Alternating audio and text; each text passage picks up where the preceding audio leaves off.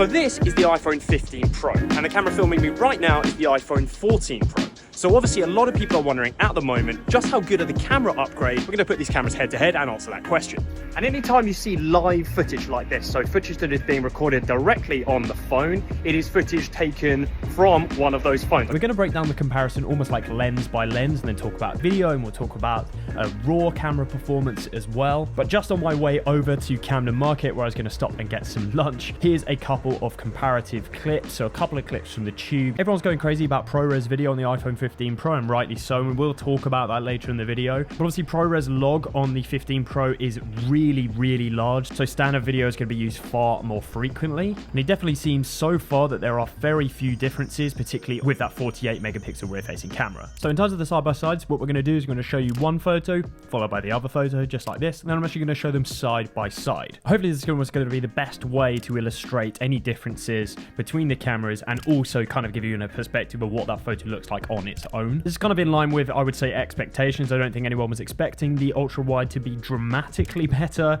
or at least that different from the previous generation iPhone 14 Pro. The only real difference I've spotted is that the iPhone 15 Pro does actually have a little bit of a habit sometimes of kind of huing the colors a little bit to the green. You can see that here, and also on this image here. You can see the before and after for the iPhone 14 Pro, and now the 15 Pro. The 15 Pro definitely renders a bit greener in some ultra-wide shots than the iPhone 14 Pro, which tends to be more color accurate. So obviously one massive difference this year with the iPhone series is that the iPhone 15 Pro Max actually has a different lens to the iPhone 15 Pro.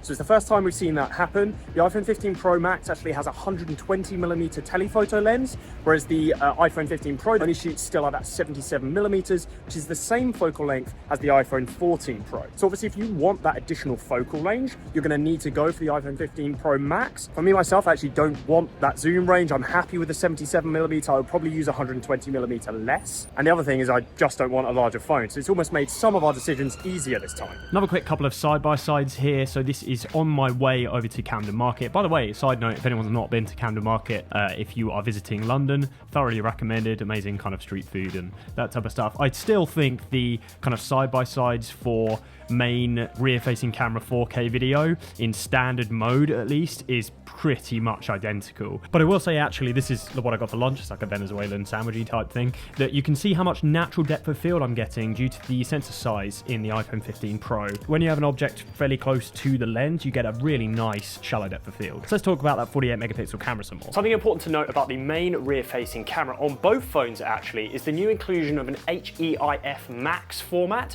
Basically what this is a new high efficiency format that allows us to finally shoot in full 48 megapixels without a dramatically insane file size. This is a super good inclusion, because previously shooting full 48 megapixels in ProRAW resulted in about each file being about 80 megabytes in size, which is obviously insane for one photograph, especially when it's shot on a phone. So obviously you lose a lot of the benefit of shooting in RAW. You don't get to edit the file in the same way or get the same editing latitude, but it's a fantastic option to be able to shoot in a more compressed format, and of course you still get the option to shoot RAW. And what's fantastic news about this is that Apple have actually allowed this functionality to be accessed both on the iPhone 14 Pro, so they've updated it, and the iPhone 15 Pro, of course. So to enable this, if you go into settings, you then go down to your camera, scroll down until you find formats, and then you can see underneath the Pro default, you can just select one of these options. So you can default it to HEIF MAX up to 48 megapixels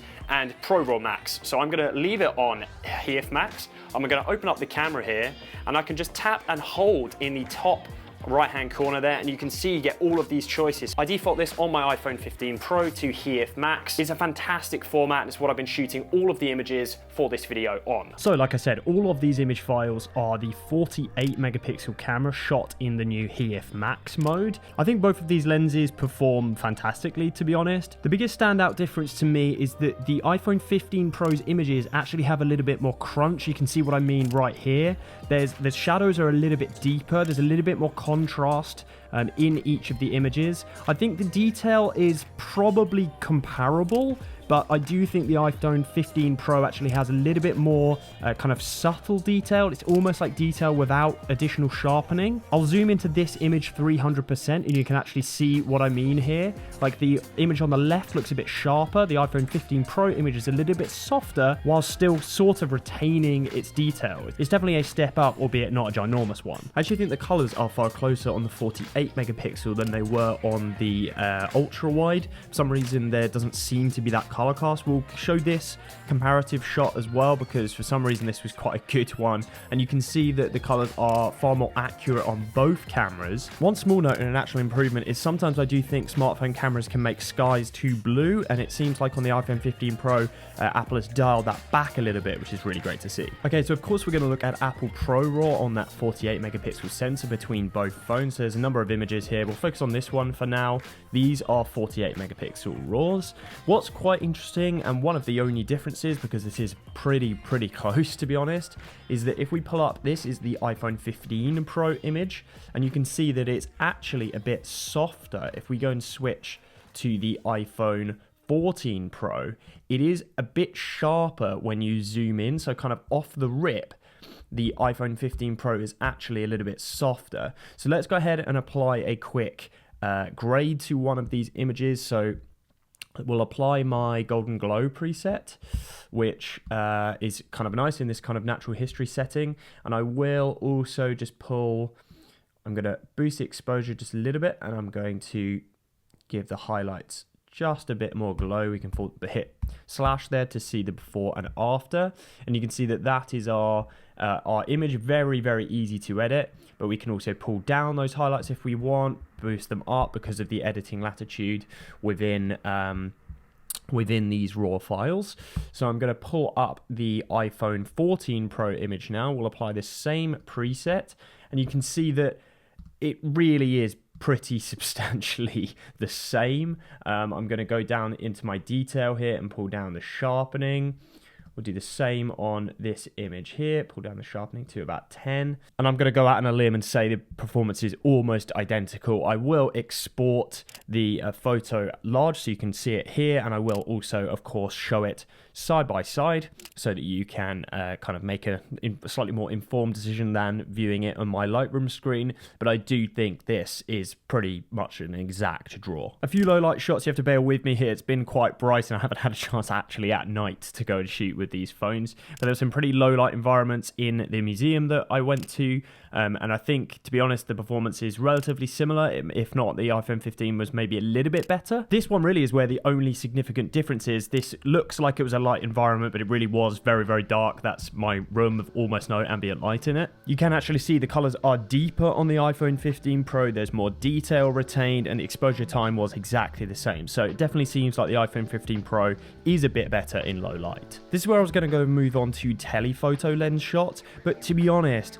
the story thus far has been that the iPhones are very similar, and the story is the same on the telephoto. So I'm not going to go too into detail here. I'm going to move straight on to the video performance, where we do actually start to see some significant differences. So there's me saying you'll see some significant differences with video. I don't think that's necessarily true with standard video, so kind of regular video settings, be it 4K 1080p on the iPhone 14 Pro to the iPhone 15 Pro. Something obviously to mention about that telephoto, of course, it's what we talked about at the start of the video. There is a significant difference in the lineup this year. You can get 120mm on the iPhone 15 Pro Plus. If you want that reach, you're obviously going to need to go for that lens. Personally, the reach didn't really do it for me. That's why I went for this phone. I will show you one more comparison here, just kind of for the sake of it, so you can actually see that the performance really is that much identical. Like I said, I mean, this is very close, and certainly I can't even really pick out differences, let alone say you should be going for the iPhone 15 Pro over the iPhone 14 Pro, because they just both look great in this example. I've purposefully left the labels off on this one. The iPhone 15 Pro is the one on the right,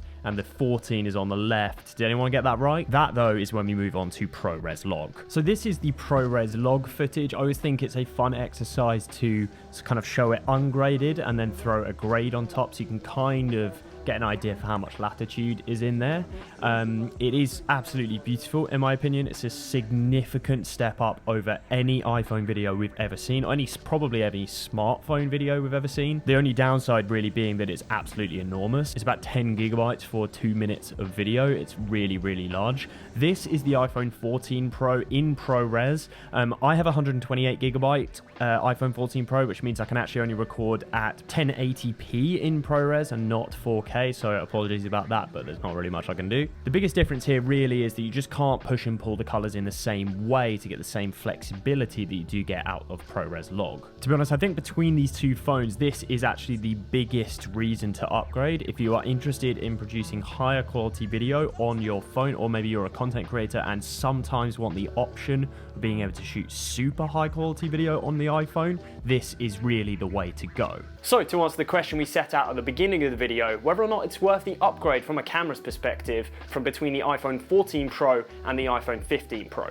And I think, to be honest, we all can see that there's not a dramatic improvement in quality from the 14 Pro to the 15 Pro. Certainly not enough to warrant an actual substantial upgrade, with the one exception being the beautiful inclusion of Apple ProRes LOG. But I think, to be honest, it's one of those specialized features that if you know you're going to need that and use that, you're probably going to want to have already upgraded already. Most casual users probably aren't even ever going to shoot in ProRes LOG, so they're not going to see a lot of the benefit of that camera improvement. The iPhone 15 Pro camera system is absolutely fantastic, but the iPhone 14 Pro was also fantastic. If you've got an iPhone 14 Pro and you're waiting for a camera bump, I would be waiting until the iPhone 16 and potentially even the iPhone 17.